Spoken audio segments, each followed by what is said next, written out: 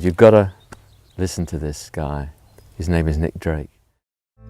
Famous but a fruit tree, so very unsound. Imagine hearing a song where the lyrics feel almost like a prophecy. Lyrics that, in hindsight, seem to predict a musician's own tragic end.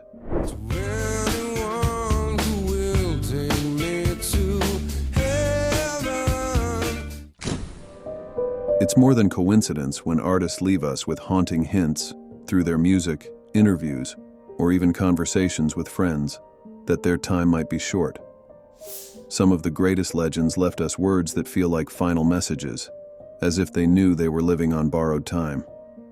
Today we're exploring the eerie world of musicians who predicted their own deaths, Part 2.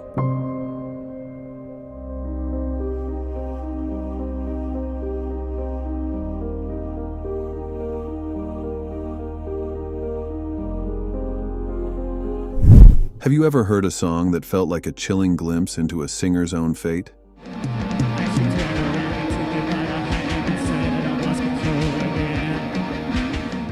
Ian Curtis, the enigmatic voice of Joy Division, seemed to etch his future into the haunting lyrics of The Eternal. Listening to that track from Closer, released just months after his death in 1980, the words resonate with a weight that feels almost prophetic. Curtis didn't just write music. He poured his darkest struggles with epilepsy, depression, and isolation into every line, crafting songs that felt both raw and uncomfortably real.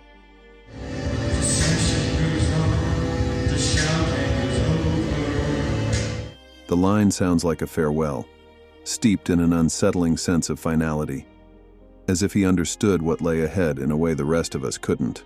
His live performances were equally haunting, with his signature, chaotic, seizure-like movements mirroring his inner turmoil.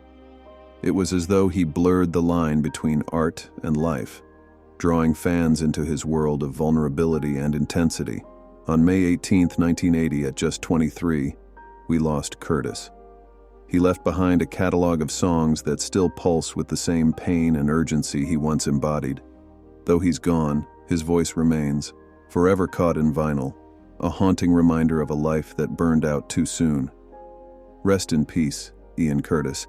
Your music continues to echo with a clarity and depth that the world will never forget. And ambitions are low, and resentment rises high.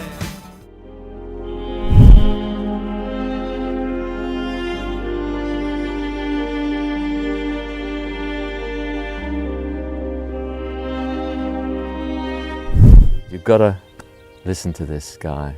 His name is Nick Drake.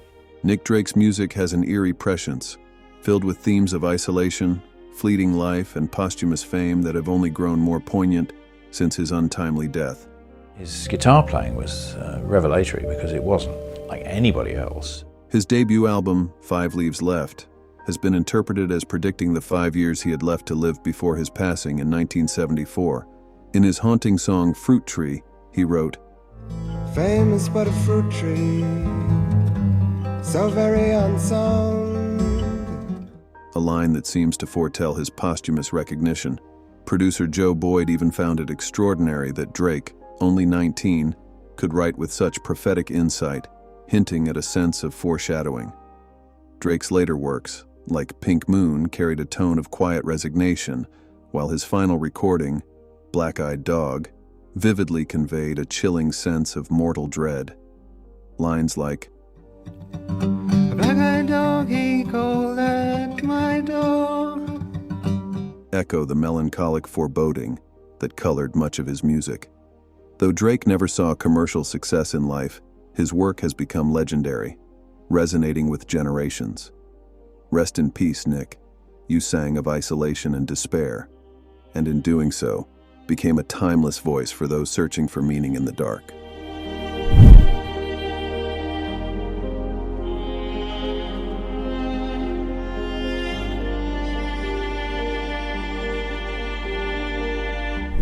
On who I was, so I gotta thank my fans for everything, because you know, if it wasn't for people to support me, I wouldn't do anything.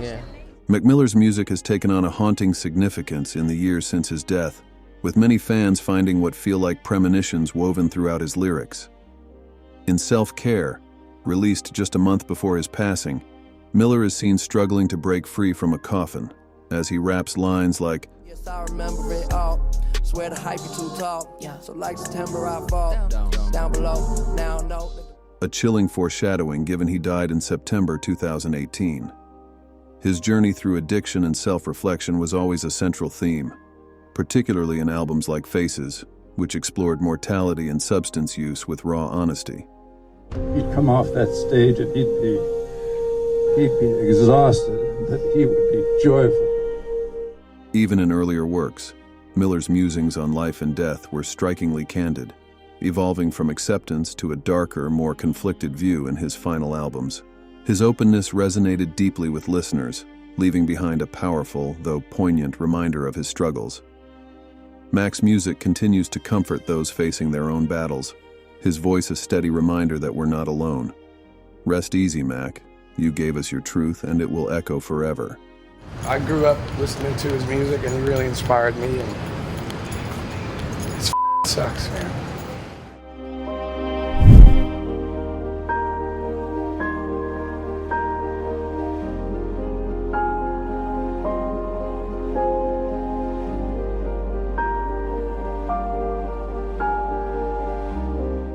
Saying I love you, I'm always walking after midnight. Imagine knowing deep down that your days were numbered. For Patsy Cline, the haunting knowledge of an untimely end seemed to linger around her in those last months. Now come on in and sit right down and make yourself at home. A country music icon with a voice as rich as velvet and filled with raw heartache, Patsy confided in friends like Loretta Lynn, Dottie West, and June Carter Cash that she felt her time was running out. She was no stranger to close calls. After surviving 2 previous car accidents, she told Ray Walker, "Honey, I've had 2 bad ones. The third one will either be a charm or it'll kill me." On the night of her last performance, her goodbye felt heavy, as if she sensed it was final. I got a feeling causing blue. Oh Lord, since my baby said goodbye. Even before stepping onto that ill-fated plane, she turned to Dottie West and said calmly, "When it's my time to go, it's my time to go." On March 5, 1963, at just 30 years old, her words became a tragic prophecy when her plane crashed, cutting her life short. But Patsy Cline's spirit lives on.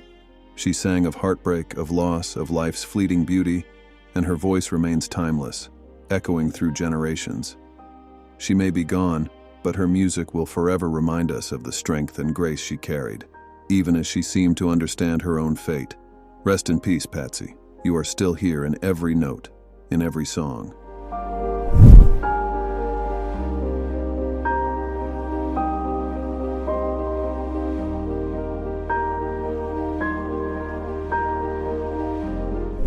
Lil Peep's music was filled with haunting lyrics that seemed to foreshadow his tragic fate, his words painting a vivid picture of inner struggles and a preoccupation with death.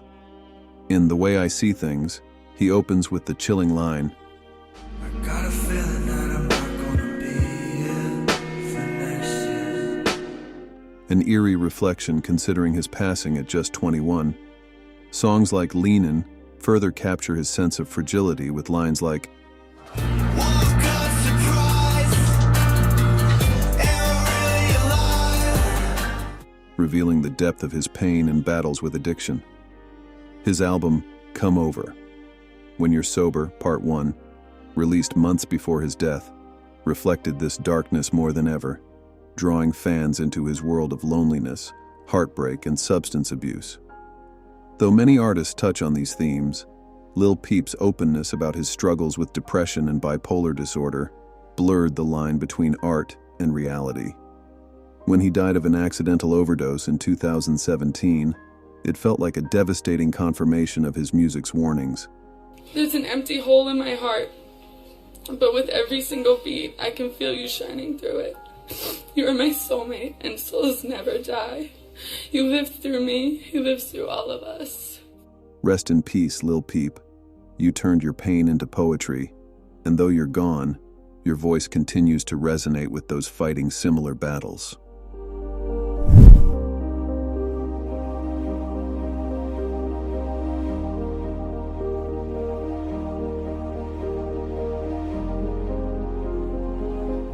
Chris Cornell's powerful voice and introspective lyrics always seem to pull back the veil on his inner battles, revealing depths of struggle and contemplation that fans felt deeply. During his final performance at Detroit's Fox Theater, he closed with an encore that shifted into Led Zeppelin's In My Time of Dying, singing lines like,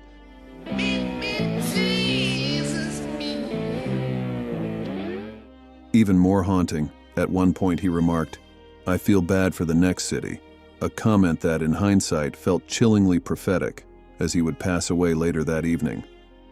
The music industry is in mourning after the shocking death of Chris Cornell, the iconic rocker who fronted Soundgarden and Audioslave. Throughout his career, Cornell's lyrics in songs like Fell on Black Days and Blow Up the Outside World captured his battles with darkness, while Audioslave's Like a Stone included lines like, And on my deathbed, I will pray to anyone who will take me to heaven. He described it as a meditation on mortality, a theme he returned to often as he wrestled with depression and anxiety. His music was always more than just songs. It was an exploration of pain, resilience, and hope. Rest in peace, Chris. Your voice may be gone, but your music continues to guide those navigating their own darkness. It's truly haunting to think that these musicians may have glimpsed their own fates, leaving behind lyrics, interviews, and moments that now feel like chilling messages from the past. Did they somehow sense what was coming? Or is it all just an eerie coincidence? Each story adds a layer to the mystery, leaving us wondering about the fine line between artistry and prophecy. Which of these tales left you with goosebumps? Let us know in the comments below. We'd love to hear your thoughts. If you're drawn to stories like these, where fame meets the unexplainable, make sure to like, subscribe, and hit the notification bell so you don't miss what's coming next. We're only beginning to scratch the surface of these haunting tales from the world of music and beyond. Until next time, remember, the music may fade, but these chilling legacies echo on long after the final note has been played.